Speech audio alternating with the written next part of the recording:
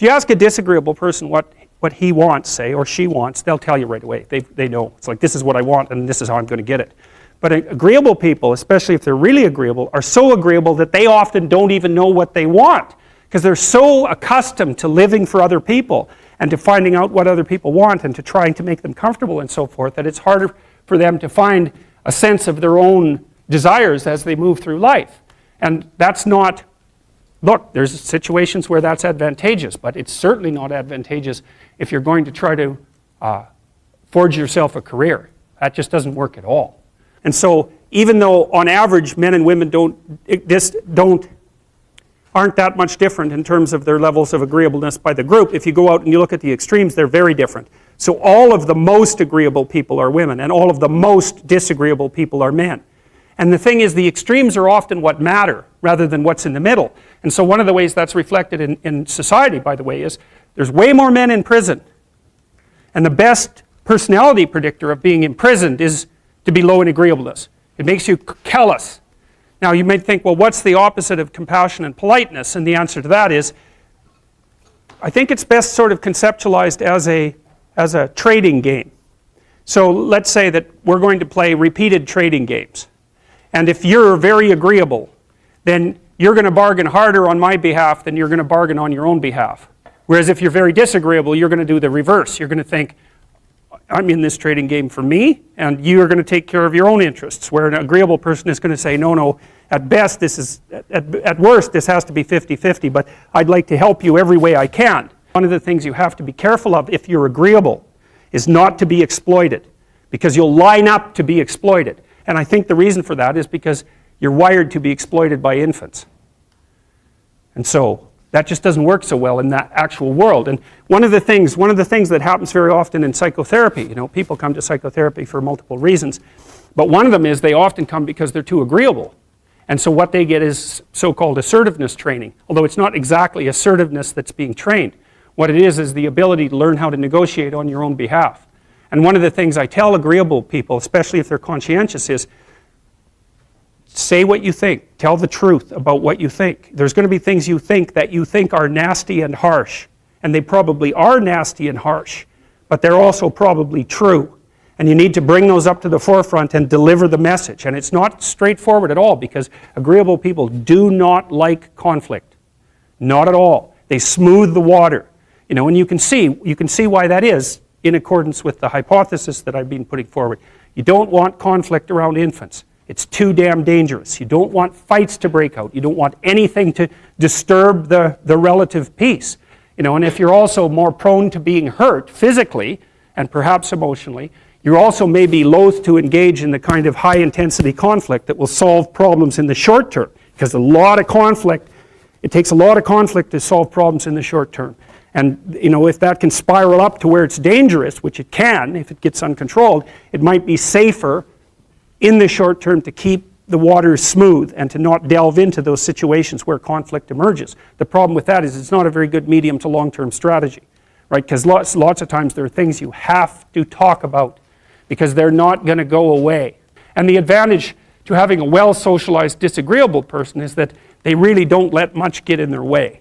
So if you can get a kid who's disagreeable socialized, that person can be quite the creature, because they're very forward-moving in their nature and very difficult to stop. But if you don't get them successfully domesticated, tamed, roughly speaking, by the time they're 4, their peers reject them. And that's a big problem, because your job as a parent is to make your child socially desirable by the age of 4.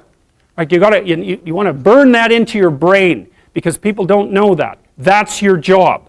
And here's why. It's easy if you think about it carefully. So you imagine you've got a 3-year-old child, so sort of halfway through that initial period of socialization, and you take that child out in public. Okay, what do you want for the child? Who cares about you? What do you want for the child? You want the child to be able to interact with other children and adults so that the children are welcoming and smile and want to play with him or her, and so the adults are happy to see the child and treat him or her properly. And if your child's a horrible little monster because you're afraid of disciplining them or you don't know how to do that properly, then what they're going to do is they're going to experience nothing but rejection from other children, and false smiles from other parents and adults.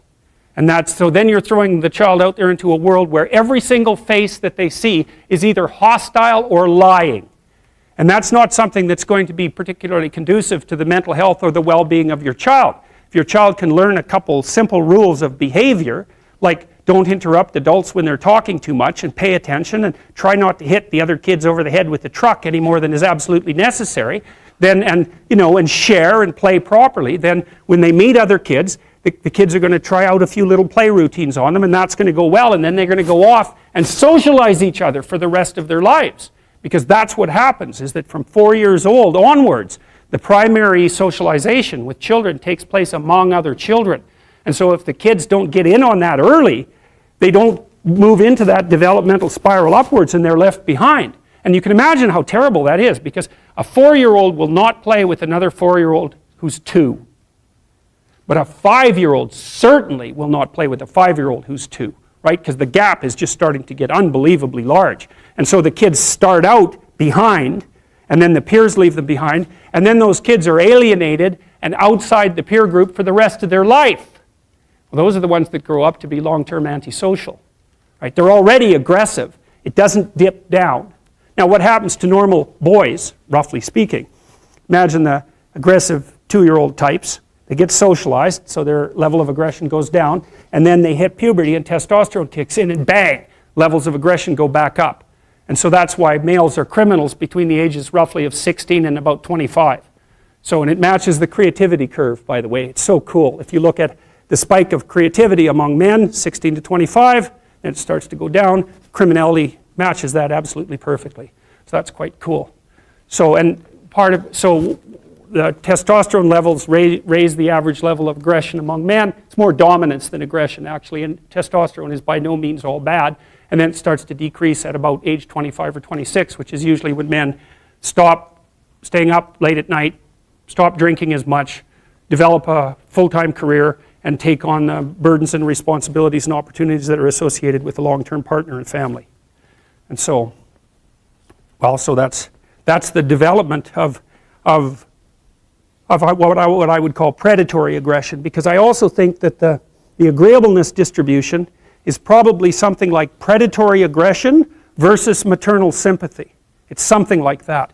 So if you look at other mammals that are predators, because we're predators as well as prey animals, if you look at other animals like bears, the male bear has absolutely nothing to do with the raising of the infants. In fact, the female bears will keep the male the hell away because he's likely to kill the infants and maybe even to eat them.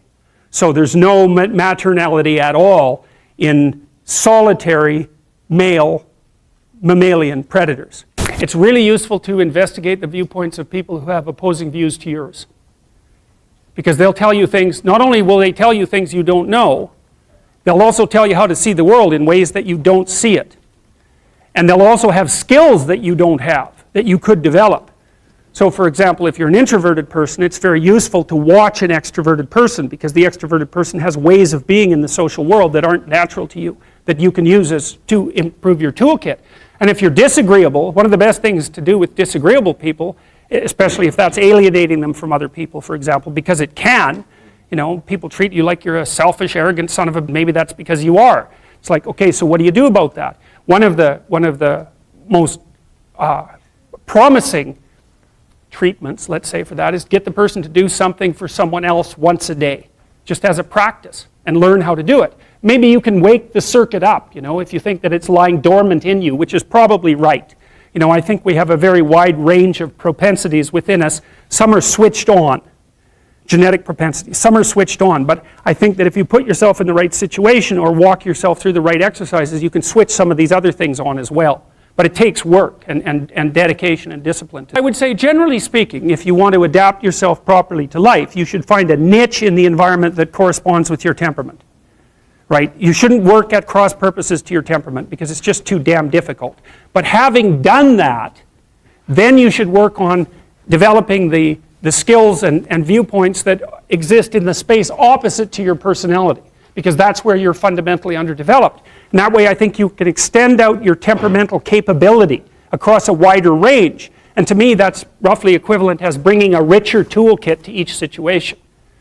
You know, so if you're hyper extroverted, you should probably learn to shut up at parties now and then and listen just to see what's going on, to see if you can manage it, you know.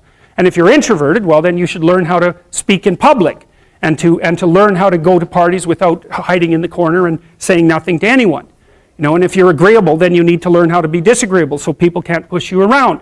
And if you're disagreeable, you need to learn how to be agreeable so that you're not an evil son of a bitch. So, and the same thing applies even in the conscientious domain. It's like if you're too conscientious, you need to learn to relax and let go a little bit. And if you're unconscientious, it's time like, get out the Google Calendar, man, and start scheduling your day, right? And beat yourself on the back of the head with a stick until you're disciplined enough so that you can actually stick to something for some length of time and not living in absolute squalor, which is something that would characterize someone who's very disorderly, for example, because they don't notice.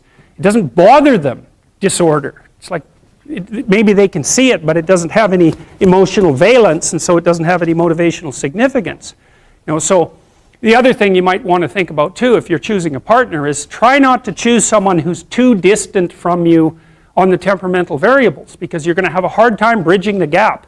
You know, it's hard for an introverted person and an extroverted person to coexist. And it's really hard for an orderly person and a disorderly person to coexist because they will drive each other nuts. Why don't you pick up? Why are you so obsessed by it? That's the basic argument, you know.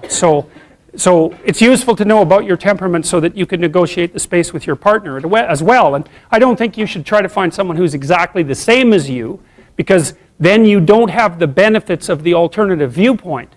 But you got to watch it, because you may hit irreconcilable differences of various sorts. And I've seen that most particularly among couples who are high and low in openness. That's a rough one. And also high and low in conscientiousness. That's another rough one, because they just cannot see how the other person sees the world at all.